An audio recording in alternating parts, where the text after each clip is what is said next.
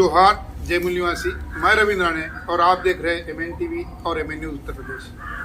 आज हम बुलंदशहर जनपद के अनूपशहर विधानसभा में हैं और हमारे साथ हुकुम सिंह जी जो बहुजन मुक्ति पार्टी के प्रत्याशी है, उनसे हम कुछ बात करेंगे। सबसे पहले हुकुम सिंह जी का MN TV और MN न्यूज़ उत्तर प्रदेश पे स्वागत है। हुकुम सिंह जी, मेरा सवाल है कि अभी चुनाव हो रहा है और पहले चरण का चुनाव होगा और उसमें आपने बहुजन मुक्ति पार्टी की दावेदारी किया है और आप प्रत्याशी हैं, तो आप बहुजन मुक्ति पार्टी से किस आधार पर चुनाव लड़ रहे हैं? हम बहुजन मुक्ति पार्टी से इस आधार पर चुनाव लड़ रहे हैं कि हम सामाजिक परिवर्तन चाहते हैं और सामाजिक परिवर्तन तभी हो सकता है जब SC, ST, OBC और माइनॉरिटी साथ आएंगे, क्योंकि जो उनके साथ अगर किसी के जो भलाई हो सकती है बहुजन मुक्ति पार्टी के माध्यम से ही हो सकती है। बहुजन मुक्ति पार्टी का ये उद्देश्य है कि देश तो आज़ाद हमारा सन 1947 में हो गया था, लेकिन वो उस समय केवल सवर्ण लोग जो तथाकथित जो अपने को सवर्ण कहते हैं वो आज़ाद हुए थे। हम लोग जो SC, ST, OBC जो माइनॉरिटी क्लास है वो अभी आज की तारीख में भी गुलामी की ज़िंदगी जी रहे हैं। उस गुलामी की जंजीरों को छुड़ाने के लिए ये मैंने बहुजन मुक्ति पार्टी को ज्वाइन किया है और मैं उसी के तहत काम कर रहा हूँ, उसी की तरफ से प्रत्याशी हूँ।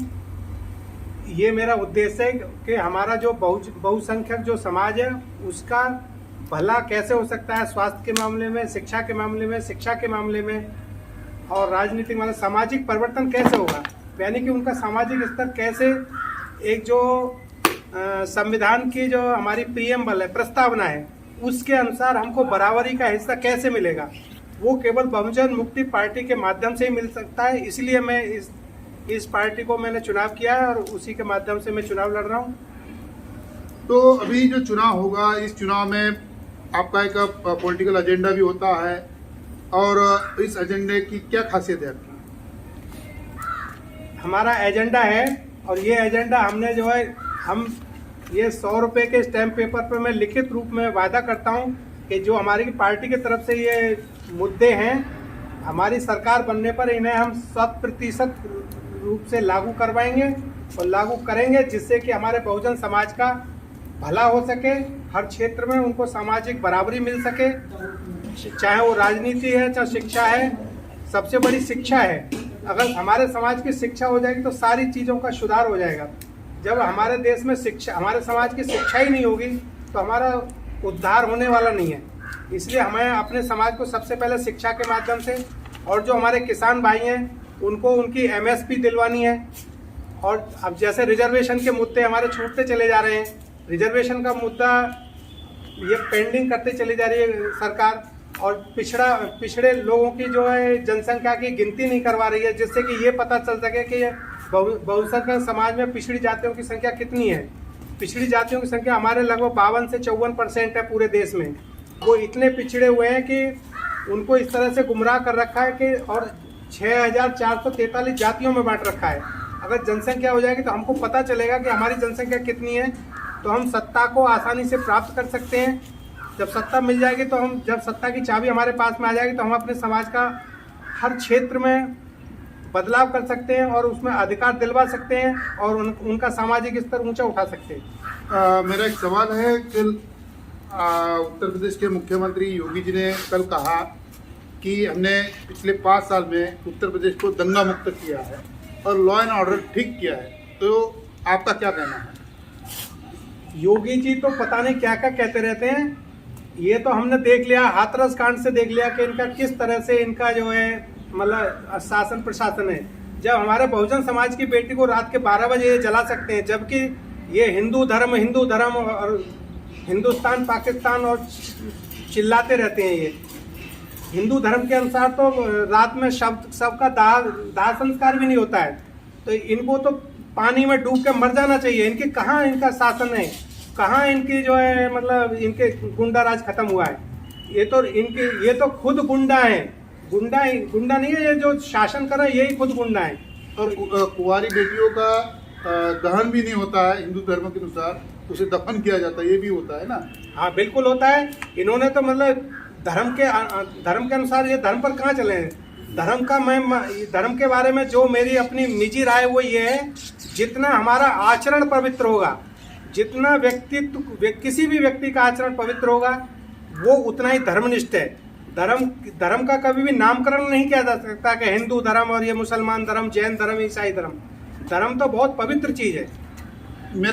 सर मैं आपसे रोकना चाहता हूँ। कल असदुद्दीन ओवैसी साहब पर हमला हुआ, यहीं से 80-90 किलोमीटर अंतर पे हमला हुआ, इस बारे में आप क्या कहेंगे?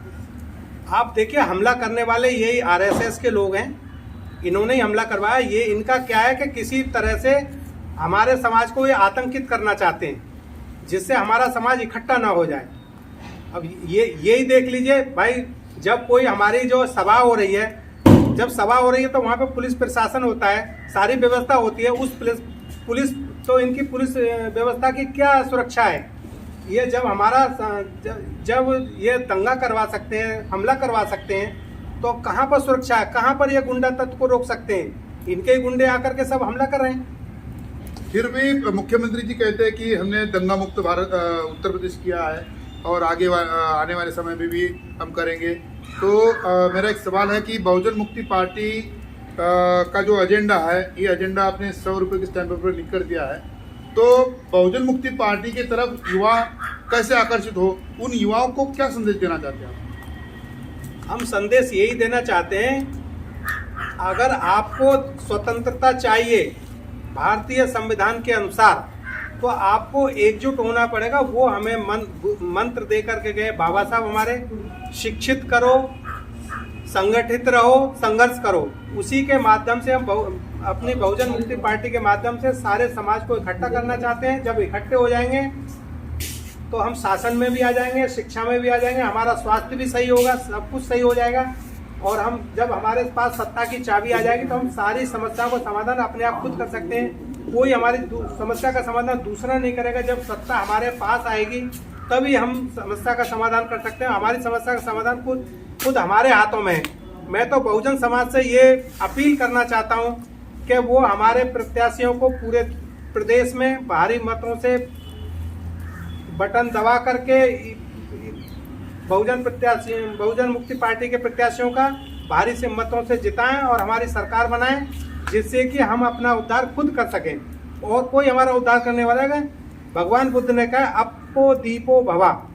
आप अपने दीपक स्वयं बनो, आप अपना उद्धार खुद कर सकते हो, दूसरा कोई कर। आप दूसरे के सहारे क्यों रहते हो भाई? आप खुद अपने हाथ में शासन सत्ता की चाबी लो, अपने आप सारी चीजें सही हो जाएंगी।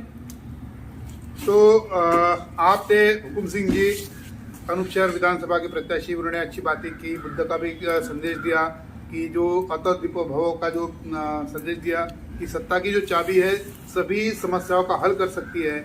और हुकुम सिंह जी का MNTV के द्वारा धन्यवाद।